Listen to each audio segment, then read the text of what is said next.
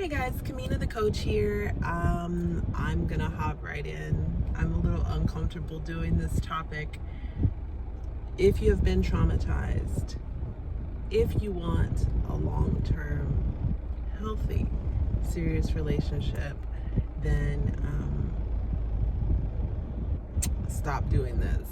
And it's hard for me to say because I've done it and it's awkward. It's just uncomfortable, and I'm sure that there will be some people who will reach out to me privately and will say, I'm in a relationship and it started like that, and I would dare to question how healthy the relationship is and how healthy your partner is. So, my name is Kamina the Coach, and this channel was originally created to help people get ready to work and live abroad, and that there's a lot of mental gymnastics that needs to take place, mental aerobics that needs to take place, so we can overcome the fears that we need to overcome to get ready to work and live abroad. And just some really practical tips and tricks. When COVID came in March of 2020, I came back to the United States and started focusing on healing my own adoption trauma and early childhood trauma, and that is how I redirected the channel. And it may take another swing here in a couple of months. And anyhow, so are you traumatized? Were you traumatized when you were young? I'm not talking about an incident as an adult. I'm not talking about PTSD as an adult. I'm talking about early childhood trauma, or especially adoption trauma. Stop having sex so quick. Stop getting physical so quickly.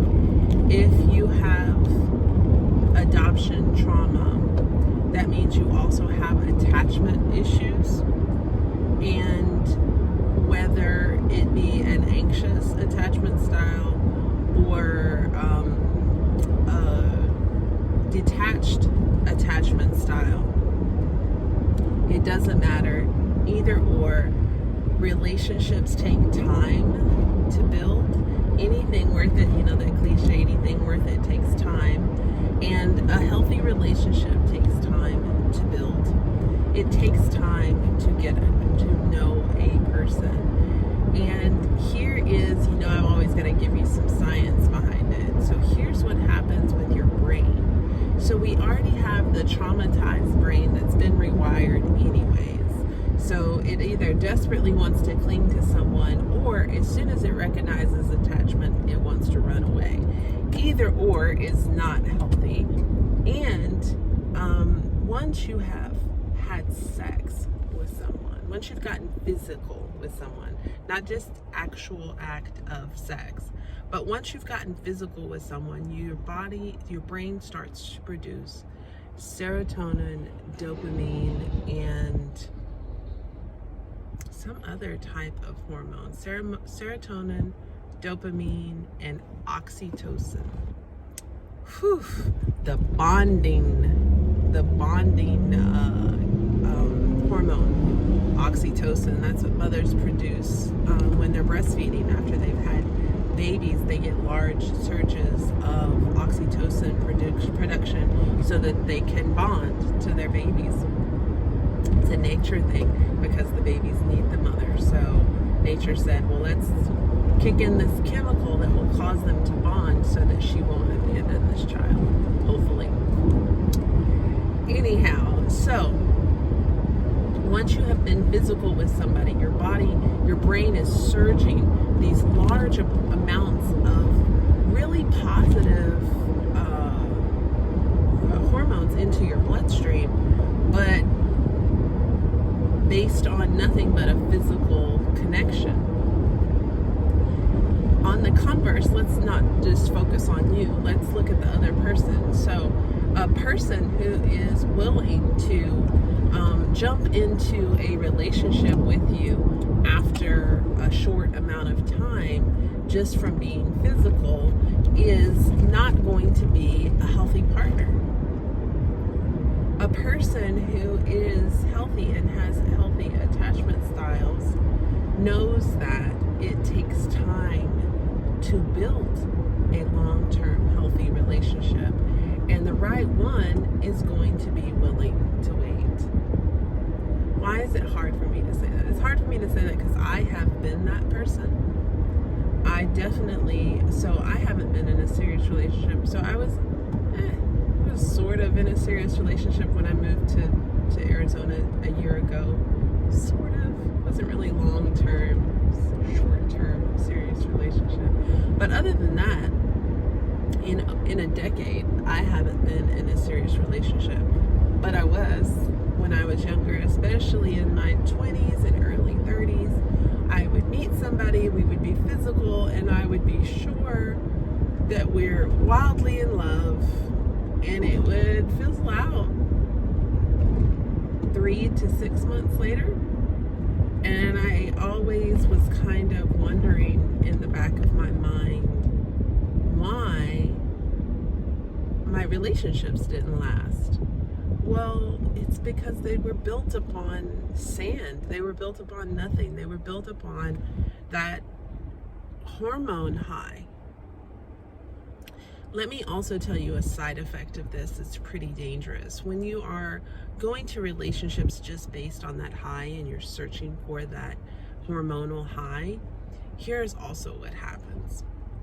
You're always looking for that high. You're always chasing that high. So you meet the person, you have sex, or you get physical.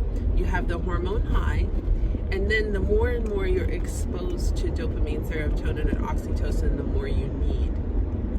Well, the more you're exposed to this person, you're getting the same type of stimulation. And just like any other drug, you're going to build up an immunity to it. So after a while, after you've built this serious relationship with someone based purely on hormones and sex, then once you don't feel that high the way that you used to feel that high, you're going to start looking around for someone else to feel that high, to feel that urge. And it is the same thing as a drug addiction. You can literally be addicted to love, but that's not really love. It is just a hormonal feeling. Woo, saying a mouthful. So I've been thinking about doing this video for a long time, and it feels very exposing. I feel very exposed. I also feel pretty embarrassed.